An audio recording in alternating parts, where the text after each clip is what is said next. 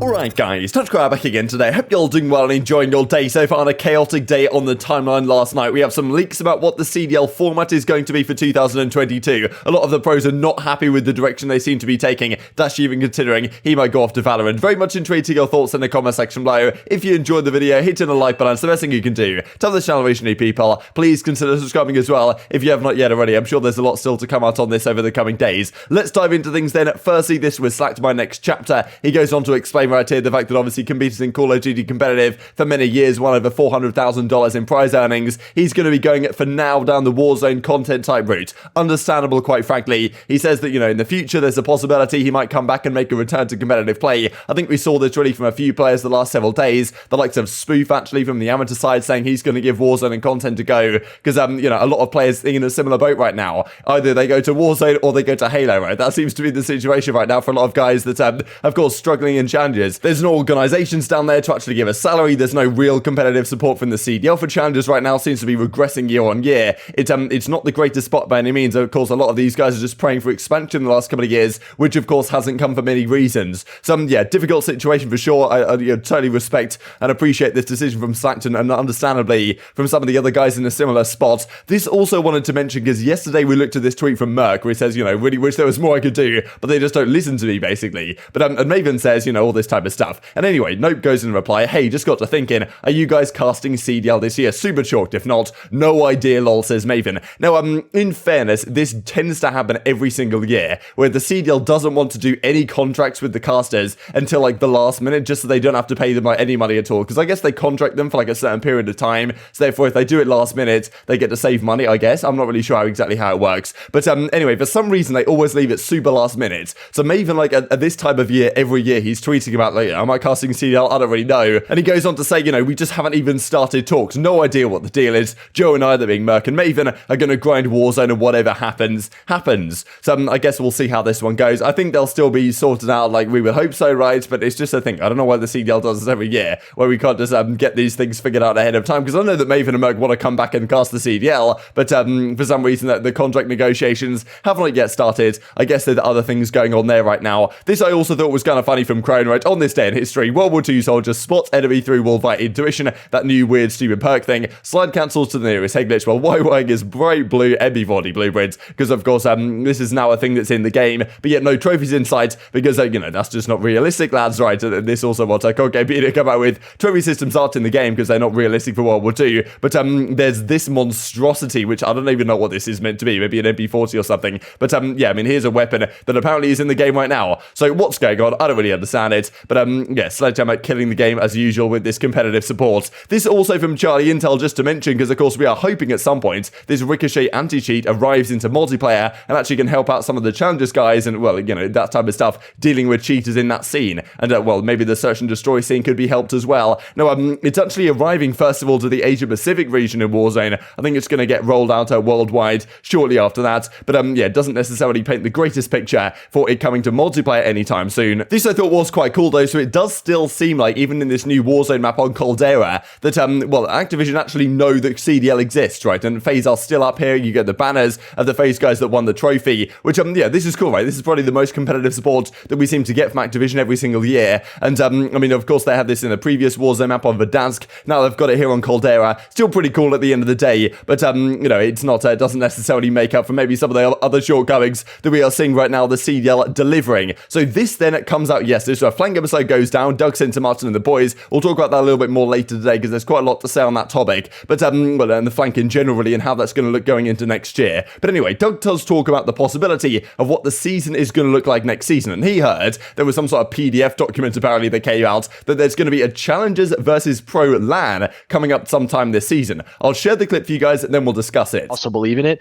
Number two, I don't know if you saw the schedule, Chris, but there's going to be 6 LANs this year. There's going to be a Challenger versus Pro LAN, where Challenger teams are going to play Pro teams, well, which is something we didn't have the last time. Is this real? Is that real? I'll show you the PDF. I have the PDF from the league if you want to see it. if this is Are true, we just putting news out if this there is true, now? I don't give a damn. Yeah, I'm gonna put news out there. I'll put it out. I got the PDF. I'll send it to you guys. So this is a really interesting possibility. First of all, I think this is something which actually sounds quite exciting, right? Some people talked about the possibility, okay, can you actually have some pro teams up against some amateur teams? How would that go? Could it be a good like show match type situation going on? And I don't know, it's an interesting one for sure, but I guess maybe it makes sense, right? If you get some of the challengers teams. I just thought that was never something that could ever happen, frankly, just because it's a franchise league. They don't want like these teams that are just nobodies effectively in challengers, or at least from the organization's perspective. We've paid $25 million to get into the league. Why are we on the same broadcast as these guys? Haven't paid any money at all. But you know, that's why I thought this probably would never happen. But still, apparently it's something the CDL might be considering. As Crone says, I heard this very, very early on, so the format might be slightly different, but I was told the best challenger team from each region would play pro teams on LAN at you know, some sort of special event, like a mid-season type thing. So that is interesting. I think that's probably one of the only positive things to come out with what Crone went on to say in just a couple of minutes time here, and that's what we'll look at right now. So since I mentioned there's 6 LANs this season, that's kind of what he talked about. Maybe one of these will be kind of the amateur versus pro LAN, but apparently this is what Crone has been told about what the format is meant to be announcing like next week. I was told that the CDL are considering having 4 majors and only the top 8 teams attend them. The bottom 4 teams would not be going. Champs and the amateur versus pro LAN would be the other 2. Format announcement, as I say, expected next week. So let's dive into this then. So only 4 majors this year. I was expecting, of course, like not confirmed yet. The CDL might change their mind, but I guess we'll see. They don't tend to like to do that type of stuff. But anyway, last year I thought they'd go for a relatively similar format this time around. I thought last season, honestly, was pretty okay, with the exception really that the fact that it started too late, which we're going to happen again, and also the fact that maybe it dragged on too long in the sense that stage 5, like I would have preferred just 4 stages and then like throw in another couple of lands, right? Because by the time I got to stage 5, it got too repetitive. Everything was too set in stone. I would have had like 4 stages in a pretty similar way to what they did last year. I thought it was okay, to be honest. And then like throw in another couple of like lands towards the end of the year. Maybe you know, a couple of like a special big lands for a lot of money leading into champs or something along those lines. And also have some sort of format where possibly like a winner of a major automatically gets qualification for the World Championship. Therefore, like any team that goes even to the final major, they still have a chance to make it in, and that storyline isn't completely dead. So anyway, apparently they're going to have 4 majors this year and only top 8 teams attend. I really don't get this, right? Because at the end of the day, you've got to, well, I was thinking, right, these majors are going to be hosted in cities by probably some of the teams. Like we've heard, Hastro and Hector, they've talked about that they wanted the Dallas and they wanted the Chicago LAN event. They were going to sell all these tickets. They were going to do all this awesome stuff for the events. So I imagine they want the majors to be hosted by some of the teams. But